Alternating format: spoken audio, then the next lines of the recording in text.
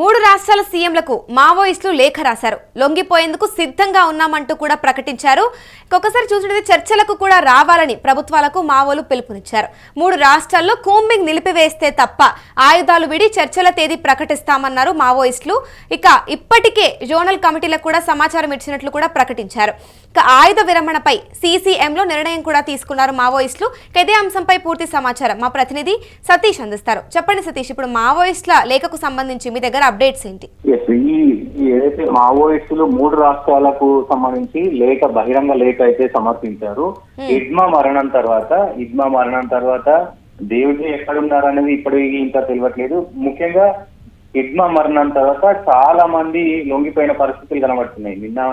మొన్ననే 37 మంది ముఖ్య నేతలు తెలంగాణలో లొంగిపోయారు. సాంబయ్య కావచ్చు, నారాయణ కావచ్చు, అలాగే నీపో గాంగ కావచ్చు. ఇట్లా 37 మంది కీలక అంటే మావోయిస్టు పార్టీకి సంబంధించి కీలక నేతలు అయితే లొంగిపోతా ఉన్నారు. ఇప్పటికే ఆచన్న ఇంకా వీళ్ళంతా కూడా ఇప్పటికే గతంలోనే లొంగిపోయారు. 200 మంది లొంగిపోయారు. సో ఈ నేపథ్యంలోనే ముఖ్యంగా హిడ్మా మరణం తర్వాత మావోయిస్ట్ పార్టీలో కొంచెం అతలాకుతలం అయిపోయింది మావోయిస్ట్ పార్టీ.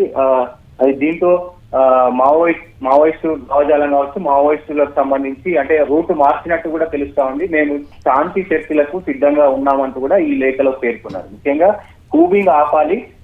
వాళ్ళు ఏదైతే బీజేపీ పార్టీ విధించినటువంటి మార్చ్ 2026 వరకు వాళ్ళు టైం ఇచ్చారు. సో ఈ నేపథ్యంలోనే వీళ్ళు ఫిబ్రవరి 15 తారీఖు వరకు వీళ్ళు టైం ఇచ్చారు. అంటే ఈ లోపు కూబింగ్ అంటే ఎక్కడెక్కడైతే ఎన్కౌంటర్స్ జరుగుతున్నాయో, ఎక్కడెక్కడ కూబింగ్ జరుగుతుందో ఆ రాష్ట్రాలు అంటే మధ్యప్రదేశ్ కావచ్చు, మహారాష్ట్ర కావచ్చు, ఛత్తీస్గఢ్ కావచ్చు, ఈ మూడు రాష్ట్రాల్లో కూబింగ్ జరుగుతుంది.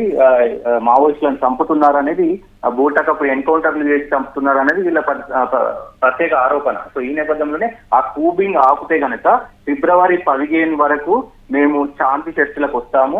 సో ఆ చర్చల్లో మాకు ఎలాంటి అంటే వేరే ఇంటర్నల్ గా ఏం లేవు, మేము కక్ష సాధింపు చర్యలు చేయము. సో ప్రజల గురించి మాట్లాడతాము. మేము జనజీవన స్రవంతిలో కలిసిపోయి ప్రజల కోసం కొట్లాడతాము. సో గన్నులు ఆయుధాలన్నీ వదిలేసి మేము శాంతి చర్చలకు వస్తాము.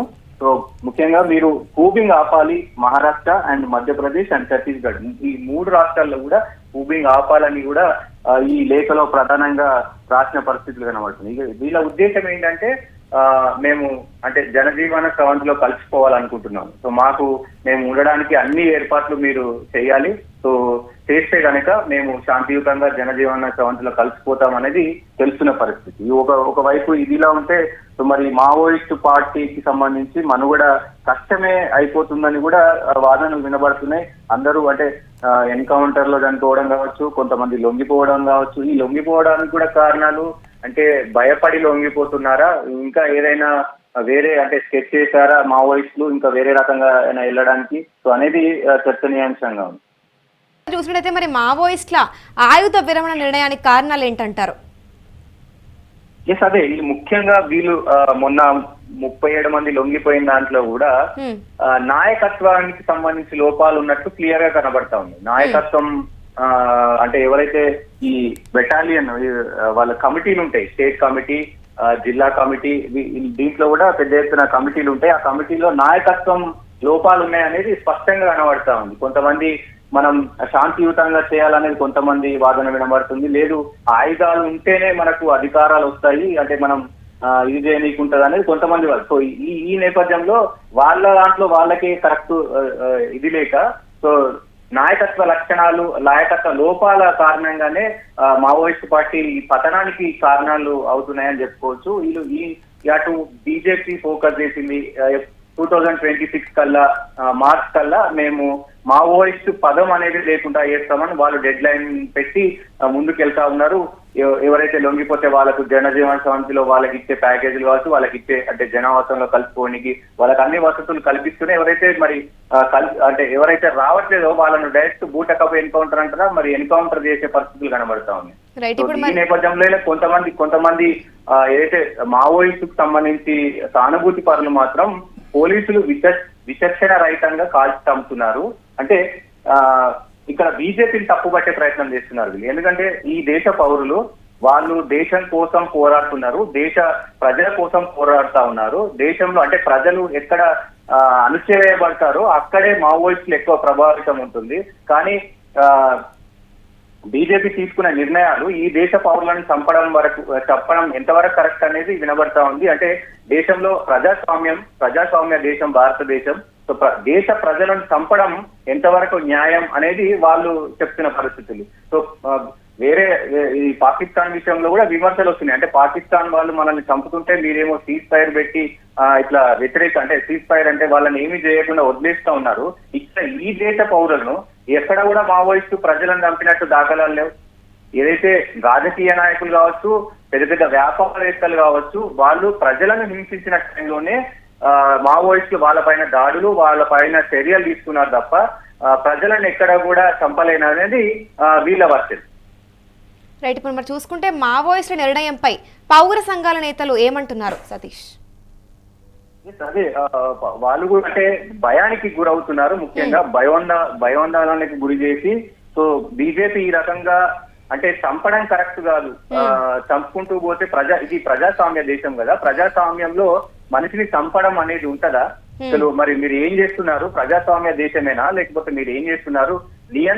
నియంత పోతా ఉన్నారు. సో ఇలా చంపుకుంటూ పోతే కరెక్ట్ కాదనేది వాళ్ళు చెప్తున్న పరిస్థితులు. మావోయిస్టులు కూడా ముఖ్యంగా లొంగిపోతున్నానికి కారణం అంటే ఎన్కౌంటర్లు అవుతున్నాయి కాబట్టి ముఖ్యంగా వాళ్ళు డెడ్ లైన్ పెట్టుకొని మరి ఈ చేస్తున్నారు కాబట్టి ఒకవేళ మనం దొరకకపోతే, మనం లొంగిపోకపోతే ఖచ్చితంగా మనల్ని ఎన్కౌంటర్ చేస్తారనే భయంతో వీళ్ళంతా లొంగిపోతున్నారు అనేది తెలుస్తున్న పరిస్థితులు. అదే ఒకవేళ దీనికి సంబంధించి వీళ్ళ గతంలో మావోయిస్టులో ఉండి జనజీవన సమితి వాళ్ళు దీంట్లో కలిసిపోయిన వాళ్ళు చెప్తున్న పరిస్థితి అంటే భయపెట్టి వాళ్ళని భయోందోళనకు గురి చేసి భయపెట్టి ఇది చేస్తున్నారు. మీరు రాకపోతే ఎన్కౌంటర్ చేస్తాము, చంపేస్తాము అని అంటున్నారు. లేదంటే అంటే ప్రజాస్వామ్యంలో ఇది లేదు కదా. ప్రజాస్వామ్యం అంటే అందరికీ ఒకే, దేశంలో ఉన్న ప్రతి పౌరుడికి ఒకే న్యాయం ఉంటది. సో ఈ చంపడం ఎంతవరకు కరెక్ట్, మీరు ఎలాంటి నిర్ణయాలు తీసుకుంటున్నారో మీకు అర్థమవుతుందా అని వాళ్ళు ప్రశ్నిస్తున్న పరిస్థితులు అయితే కనబడతా ఉంది. Right, thank you Satish. ఇక చూసుకుంటే 3 రాష్ట్రాల సీఎంలకు కూడా మావోయిస్టులు లేఖ రాశారు. లొంగిపోయేందుకు సిద్ధంగా ఉన్నామంటూ కూడా ప్రకటించారు. ఇక చర్చలకు రావాలని ప్రభుత్వాలకు కూడా మావోలు పిలుపునిచ్చారు. ఇక 3 రాష్ట్రాల్లో కూడా కూంబింగ్ నిలిపివేస్తేనే ఆయుధాలు విడి చర్చల తేదీ ప్రకటిస్తామని కూడా మావోయిస్టులు తెలిపారు. ఇక ఇప్పటికే జోనల్ కమిటీలకు కూడా సమాచారం ఇచ్చినట్లు కూడా ప్రకటన తెలిపారు. ఇక ఆయుధ విరమణపై కూడా సీసీఎంలో నిర్ణయం తీసుకున్నారు మావోయిస్టులు. ఇక ఇదే ఒకసారి చూసుకున్నట్లయితే కనుక ప్రస్తుతానికైతే వీళ్ళు మెయిన్గా ఇక్కడ ఏదైతే ఆయుధ విరమణ ఉందో దీనికి మెయిన్ కారణం వచ్చేసి నాయకత్వ లోపం అని కూడా చెప్పుకోవచ్చు. ఎందుకంటే హిడ్మా మరణం తర్వాత అనేక కీలక నేతలు కూడా లొంగిపోయిన దృశ్యాలతో మనం చూస్తాము. సో దాని తర్వాత నాయకత్వ లోపం కూడా ఎక్కువగానే ఉందని చెప్పాలి కమిటీలో. సో దీనికి కారణంగానే వీళ్ళు ఆయుధ విరమణ కూడా చేపడుతున్నారు అనడానికి ఒక మెయిన్ రీజన్ అని కూడా చెప్పొచ్చు. ఇక ఇంకొక వైపు చూసుకున్నట్లయితే ఎన్కౌంటర్లు చేసి చంపేస్తున్నారని కూడా వీళ్ళు ఇలా లొంగిపోతున్నట్టుగా కూడా తెలుస్తోంది. ఇక మెయిన్గా అయితే బీజేపీ పైన కూడా విమర్శలు వస్తూ ఉన్నాయి. ఎందుకంటే ప్రజాస్వామ్య దేశంలో ఇలా పౌరులను చంపడం ఎంతవరకు కరెక్ట్ అని కూడా మావోయిస్టులు అయితే ప్రశ్నిస్తున్న విధి మనం ఇక్కడ చూడొచ్చు. ఇక నాయకత్వ లోపం కూడా ఇందుకు ఒక మెయిన్ రీజన్ అని చెప్తూ ఉన్నారు. ఇక అన్ని ఏర్పాట్లు చేసి కనుక మాకు సపోర్ట్ చేసినట్లయితే మేము ప్రజాస్వామ్యంలో ఇప్పుడు కలిసిపోతాం జనజీవన శాంతిలో అని కూడా ఇక్కడ మావోయిస్టు తెలుపుతున్న అంశాన్ని అయితే మనం చూడొచ్చు.